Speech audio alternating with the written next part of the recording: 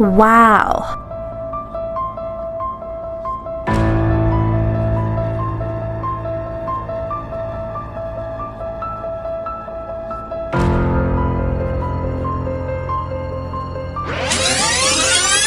Alam niyo ba kung ano ito? Ito ay isang air blower. Ginagamit ito sa mga paglinis na bagay o kaya maalikabok na bagay upang mapadali ang iyong gawain.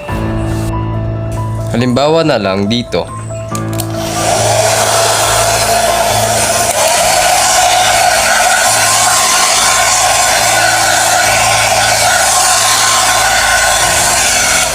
Ayan na.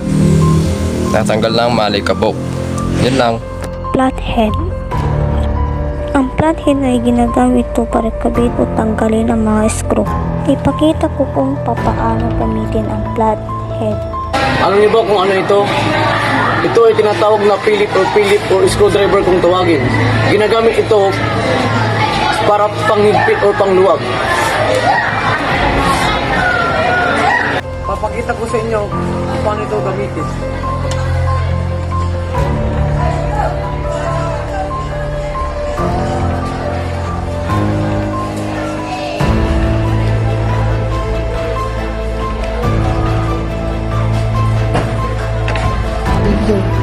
Tweezer, ginagamit ito sa maliliit na bagay na sumisiksik sa parts ng computer. Halika, ipapakita ko.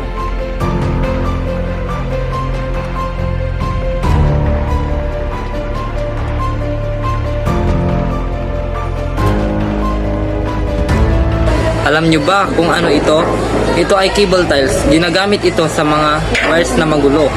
Pwede mong gamitin ang cable tiles para maayos ang mga wires na mga magugulo. Ipapakita ko sa inyo kung paano gamitin ang cable tiles. Ito po yun gamitin. Ayusin nyo muna yung wires, tas igaganan nyo po. Tas ilalagay nyo po sa may butas.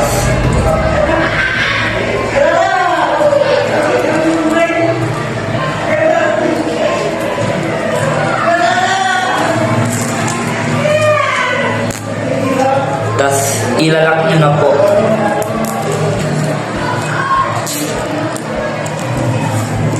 Yan, ayos na. Tapos na.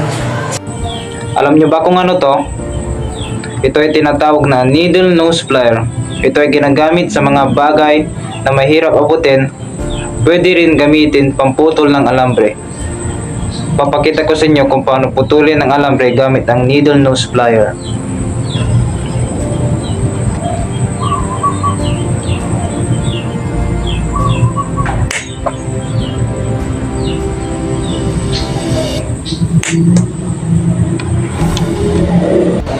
Alam nyo ba kung ano to? Ito ay isang flashlight. Ito ay ginagamit sa madilim. Halimbawa, may nahanap ka or may naayos ka, pwede kang gumamit ng flashlight para mas madali mong makita yung mga hinahanap mo or inaayos mo. Halimbawa na lamang nito. Oh, wow!